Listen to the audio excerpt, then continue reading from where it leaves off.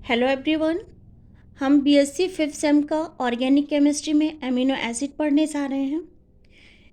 What is amino acid? Amino acid are compound which contain at least one acidic group and one amino group. ठीक है। The amino group could be linked to the carbon just next to carboxylic group or with a gap। मतलब यहाँ से अगर हम carboxylic acid के just बगल वाले कार्बन से भी अटैच हो सकता है या उसको गैप देकर भी अमाइनो ग्रुप अटैच हो सकता है। जैसे यहाँ पे हमने अगर एसिडिक ग्रुप लगाया है तो ये वाले से बगल, इस वाले के बगल यहाँ भी अमाइनो ग्रुप आपका अटैच हो सकता है। तो ये वाला जो कार्बन होता है ये अल्फा पोजीशन होती है। कार्बन डबल बॉन्ड ऑक्सीजन के बगल वाले कार्बन को अल्फा, इसको बीटा कार्बन बोला जाता है। कार्बन डबल बॉन्ड ऑक्सीजन के बगल वाले कार्बन को अल्फा, इसको बीटा और इसको गामा बोला जाता है। ठीक है। तो अगर हमारा अमाइनो ग्रुप अल्फा पोजीशन पे है तो इसको हम क्या बोलेंगे? Alpha amino acid. Alpha amino acid, acidic acid, क्योंकि एक एसिडिक ग्रुप भी इसमें लगा है। एसिडिक एसिड, इसको क्या बोलेंगे? क्योंकि बीटा पोजीशन पे अमाइनो ग्रुप लगा है तो इसको बोलेंगे बीटा अमाइनो। अच्छा, एक चीज़ और ध्यान रखना है, 1 2 3 3 कार्बन है तो यहाँ पे अब क्या हो जाएगा? Beta amino propanoic acid. Propanoic acid. Oic किस लिए लग रहा है? क्योंकि कार्बोक्सिलिक एसिड ग्रुप लगा है। ठीक है। इसको क्या बोलेंगे? क्यों गामा पोजीशन पर अमाइनो ग्रुप लगा है तो इसको बोलेंगे gamma amino butyric acid. Clear? अब अगर हम मॉडल ऑफ एमिनो एसिड की बात करें तो यहाँ पे कार्बन होता है जनरली। इस कार्बन से अटैच जनरली जो जनरल होते हैं वो हाइड्रोजन अटैच होते हैं। यहाँ पे कोई भी एल्काइल ग्रुप जोड़ दो, लेकिन इस कार्बन के बगल जो कार्बन होगा वो कैसा होगा? आपका एसिडिक फॉर्म में। Clear?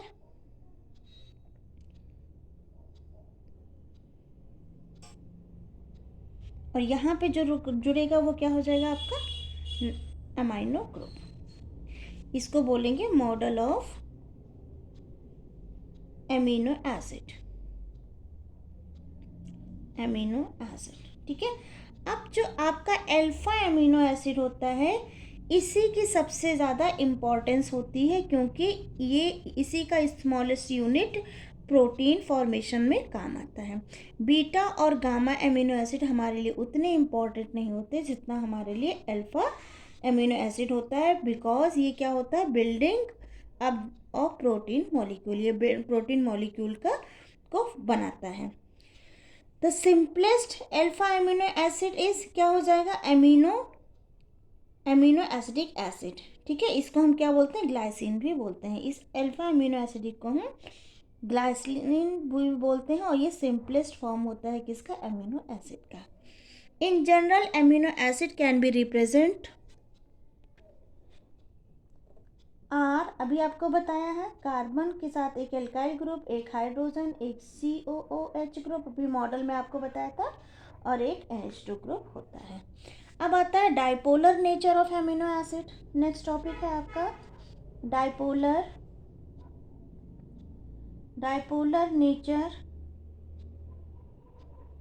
Nature of amino acids.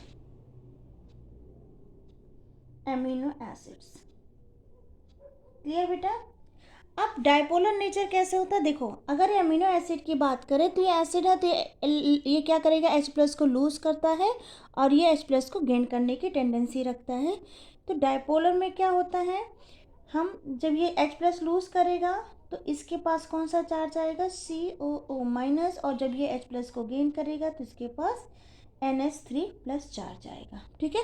क्योंकि एक ही मॉलिक्यूल में नेगेटिव और पॉजिटिव दोनों चार्ज के हो रहे हैं, इसलिए इसको बोलते हैं ज्यूटर आयन। ठीक है। अब आता है आपका नेक्स्ट टॉपिक है आपका classification of amino acid derive from proteins. Classification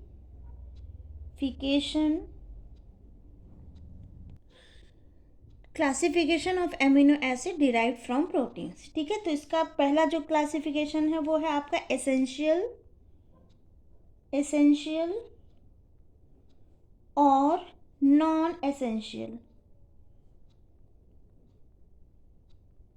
essential amino acid.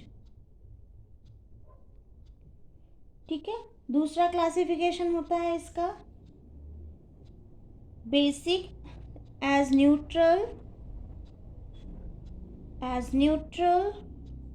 Basic और एसिडिक एमिनो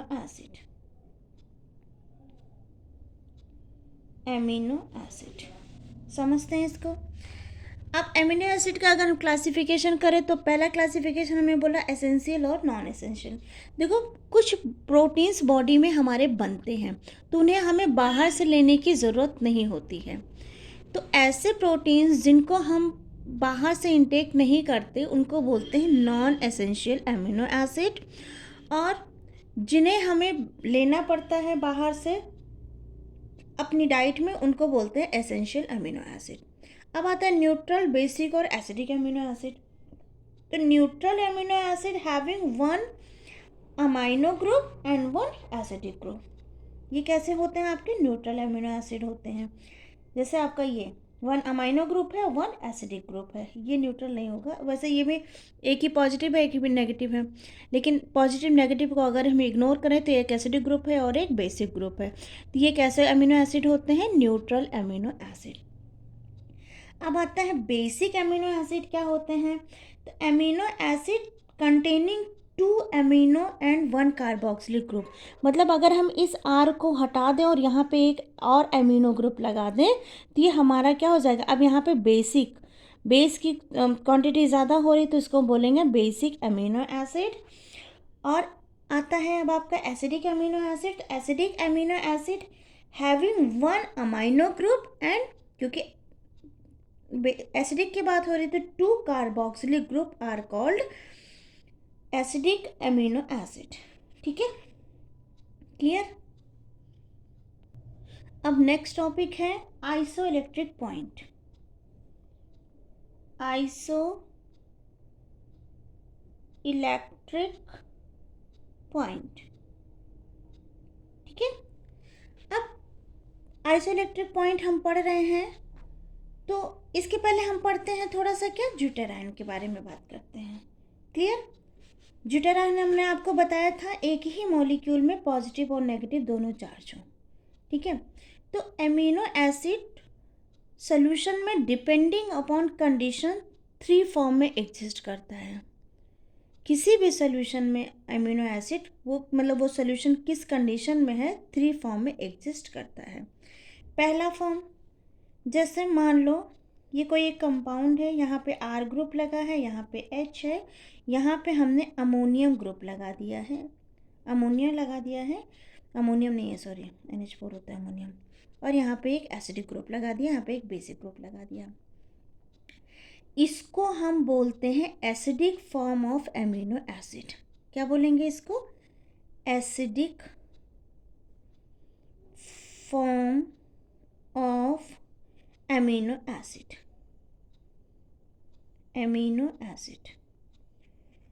क्यों? बिकॉज यहाँ पर ये जो COOH है ये भी H+ को रिलीज कर सकता है, और ये जो NH3 है प्लस है ये भी एक H+ को क्या कर सकता है?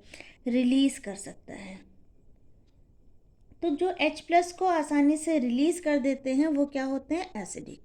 तो ये जो फॉर्म बनी हमारी, ये कौन सी फॉर्म हो गई? Acidic form.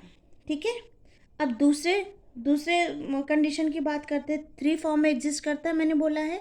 एक फॉर्म तो ये हो गया। सेकेंड फॉर्म की बात करते हैं। सेकेंड फॉर्म हमारा कुछ इस तरह से बना हुआ, अगर मैं यहाँ पे R ग्रुप है, यहाँ पे H ग्रुप है, अब यहाँ पे मैंने NH2 लिया है और यहाँ पे COO- लिया है। ठीक है, अब ये कौन सा फॉर्म हो जाएगा? इसमें देखो बेटा, COO- का ये जो नेगेटिव चार्ज है ये क्या कर सकता है? ये लोन पेयर को डोनेट कर सकता है। मतलब यहाँ पे इलेक्ट्रॉन रिच है ये, तो ये अपना एक लोन पेयर डोनेट कर सकते हैं। सेम एज इट इज ये जो नाइट्रोजन है ये भी अपना लोन पेयर क्या कर सकता है? डोनेट कर सकता है। मीन्स लोन पेयर डोनर की वजह से ये कौन से नेचर शो करेंगे, बेसिक नेचर। तो ये कौन सा फॉर्म हो गया, basic form, basic nature show करेंगे। अब थर्ड फॉर्म अगर हम देखें तो जो इसकी थर्ड फॉर्म होगी वो कुछ इस तरह से होगी, यहाँ पे NH3 प्लस और यहाँ पे COO नेगेटिव। ये जो है ये आपका न्यूट्रल फॉर्म है। ये आपका कौन सा फॉर्म है, न्यूट्रल फॉर्म। बिकॉज इसमें ये जो NH3 है ये H प्लस को रिलीज कर सकता है, और जब ये H प्लस को रिलीज करेगा तो ये कौन सा ग्रुप हुआ, एसिडिक ग्रुप। ये एसिडिक ग्रुप हो जाएगा क्योंकि ये अभी यहाँ पे H प्लस को रिलीज कर रहा है। ये H प्लस को एक्सेप्ट कर सकता है या फिर हम कहें कि लोन पेयर को डोनेट कर सकता है। तो ये जो ग्रुप होगा ये कौन सा ग्रुप हो जाएगा, बेसिक ग्रुप, बेसिक ग्रुप। ठीक है, मीन्स जितना यहाँ पे पॉजिटिव चार्ज जनरेट होगा उतना ही यहाँ पे नेगेटिव चार्ज जनरेट होगा, और इसी को हम बोलते हैं जिटर आयन। क्लियर। अब पॉइंट की बात करते हैं, हमें पढ़ना है आइसोइलेक्ट्रिक पॉइंट। ठीक है, कौन सी, अब एक पॉइंट और आता है कि कौन सी कंडीशन में कौन सी फॉर्म डोमिनेट करेगी। हमने 3 फॉर्म पढ़े, एक हमने एसिडिक फॉर्म पढ़ा जो कि पीछे था ये, एक हमने ये वाला फॉर्म पढ़ा एसिडिक फॉर्म, और एक हमने बेसिक फॉर्म पढ़ा, और एक हमने न्यूट्रल फॉर्म पढ़ा। तो कौन सी कंडीशन किस मतलब किस कंडीशन में कौन सी फॉर्म डोमिनेट करती है। देखिए, जब pH की वैल्यू काफ़ी लो होती है, मतलब अगर हम pH की वैल्यू क्या कर दें, 0 कर दें, तो मीडियम जो होगा वो बहुत ही ज़्यादा कैसा होगा, एसिडिक होगा। क्लियर। और अगर मीडियम बहुत ज़्यादा एसिडिक है तो ऐसे केस में एसिडिक फॉर्म डोमिनेट करेगी, यानी मीडियम में से जो H प्लस, अगर एसिडिक फॉर्म है तो मीडियम में H प्लस ज़्यादा होगा, तो NH3 के पास से H प्लस रिमूव नहीं हो पाएगा। समझ रहे हो। अगर हमने मीडियम pH रखा है, अगर मीडियम pH जो है वो 0 रखा तो मतलब मीडियम बहुत ज़्यादा एसिडिक हुआ। जब मीडियम बहुत ही ज़्यादा एसिडिक होगा तो एसिडिक फॉर्म डोमिनेट करेगा, यानी मीडियम में H प्लस ज़्यादा है, तो ये जो आपका NH3 पीछे बना था, NH3 प्लस के पास से H प्लस रिमूव नहीं हो पाएगा। अब अगर इसी pH को मैं इंक्रीज़ कर दूँ, अराउंड 12 के अराउंड ले आऊँ, मीन्स मीडियम क्या हो जाएगा, बहुत ही ज़्यादा बेसिक हो जाएगा। और अगर मीडियम बेसिक हुआ तो यहाँ पे ये जो COO माइनस है उसको H प्लस कहाँ से मिल पाएगा, और अगर ये H प्लस को एक्सेप्ट करता भी है तो बेस ये जो ये है ये इसको वापस से ले लेगा। ठीक है, और इसमें कन्वर्ट कर देगा। सिमिलरली NH2 भी जो करना, NH2 भी है वो भी अगर कहीं से H प्लस को लेता भी है तो क्योंकि ये मीडियम बेसिक मीडियम है तो ये क्या करेगा, बेसिक मीडियम डोमिनेट करेगा, और ये भी क्या करेगा, अगर कहीं से लेता भी है तो ये वापस चला जाएगा और NH2 में कन्वर्ट हो जाएगा। ठीक है बेटा, तो ये हो गया एसिडिक फॉर्म, ये हो गया बेसिक फॉर्म।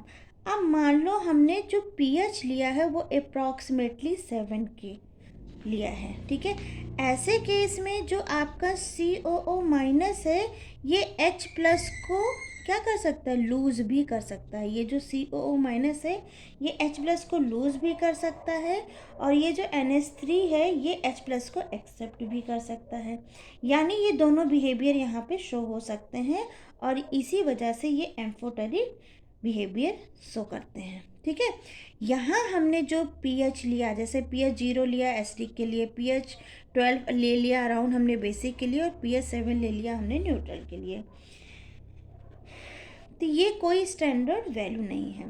अब ये स्टैंडर्ड वैल्यू हम कहाँ से लेंगे, इसका क्या सिग्निफिकेंस है, इसको हम जानते हैं किसके अंतर्गत, आइसो इलेक्ट्रिक पॉइंट के अंतर्गत। Iso electric point.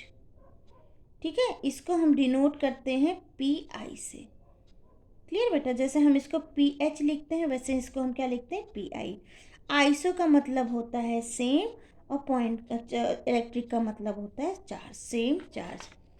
ठीक है, तो हम क्या बोल सकते हैं, तो हम आइसोइलेक्ट्रिक पॉइंट के लिए क्या बोल सकते हैं, the pH at which a particular amino acid does not migrate under the influence of electric field is called isoelectric point। ठीक है, तो आइसोइलेक्ट्रिक पॉइंट ऐसा पॉइंट होता है जिस पॉइंट पे एमिनो एसिड अब माइग्रेट नहीं करता। अब इस आइसोइलेक्ट्रिक पॉइंट पे जो ज्यूटर आयन होता है, ज्यूटर आयन ही आपका एक मेन आइसोइलेक्ट्रिक पॉइंट है, तो इस आइसोइलेक्ट्रिक पॉइंट पे ज्यूटर आयन की जो कंसंट्रेशन होती है वो मैक्सिमम रहेगी। तो अब हम इसको कैसे निकालेंगे, सपोज हमने एक मॉलिक्यूल लिया, यहाँ पे हमने एसिडिक ग्रुप रखा, यहाँ पे हमने R ग्रुप रखा, यहाँ पे हमने NH3 ग्रुप लगा दिया जो कि क्या है, पॉजिटिव में है। यहाँ पे हमने जो P के वैल्यू ली है वो मान लो हमने 2 लिया सपोज, तो इसका pH कितना हो जाएगा, 2। यहाँ पे जो pKa2, ये pKa1 है, इसकी वैल्यू हमने 9 ली है। ठीक है, हम इसके 2-3 केस लेते हैं। ठीक है, यहाँ पे जो COH है उसके केस में यहाँ पे जो P की वैल्यू है ये 2 है।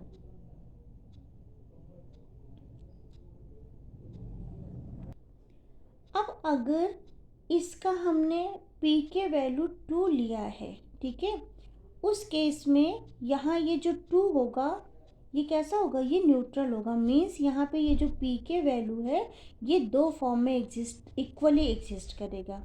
मीन्स अगर COH फॉर्म होगा तो ये होगा एसिडिक फॉर्म, और अगर COO माइनस होगा तो ये होगा आपका ज्यूटर आयन। मीन्स जितना एसिडिक होगा उतना ही क्या होगा, ज्यूटर आयन। अब मान लो सिस्टम का ये जो आपका PA2 है ये हमने 9 लिया है, तो ये इसका pH क्या हो जाएगा, एक तरह से 9 हो जाएगा। मतलब ये भी क्या है, आपका न्यूट्रल लेवल हुआ। यानी अगर NH3 प्लस एसिडिक बिहेवियर भी शो कर रहा है और बेसिक बिहेवियर भी शो करेगा, समझ रहे हो, ये एसिडिक बिहेवियर भी शो करेगा और बेसिक बिहेवियर भी शो करेगा।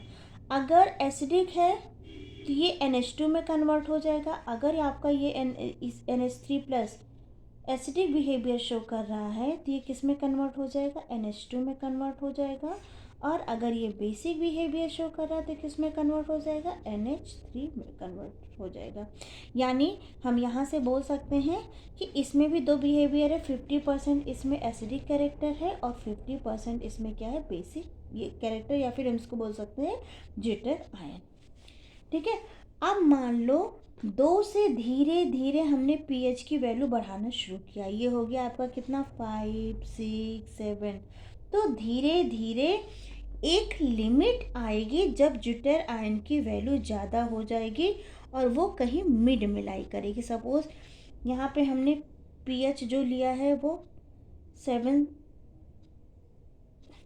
और यहाँ पे जो हमने pH लिया है वो <7 है। ठीक है, तो वो जब धीरे धीरे जब हम ज्यूटर इसकी वैल्यू बढ़ाते जाएंगे, pH की वैल्यू बढ़ाते जाएंगे, 5, 6, 7 करते जाएंगे, तो एक मिड पॉइंट आएगा। मिड पॉइंट, इस पॉइंट के पहले जो होगा वो एसिडिक फॉर्म होगा और इस पॉइंट के बाद जो होगा वो क्या होगा, बेसिक फॉर्म होगा। मतलब हम कह सकते हैं इस पॉइंट के पहले एसिडिक नेचर डोमिनेट करेगा और इस पॉइंट के बाद बेसिक नेचर डोमिनेट करेगा। और इन एसिडिक और बेसिक के बीच जो वैल्यू आएगी वो क्या हो जाएगी, आपकी ज्यूटर आयन, और यहाँ पे ज्यूटर आयन डोमिनेट करेगा।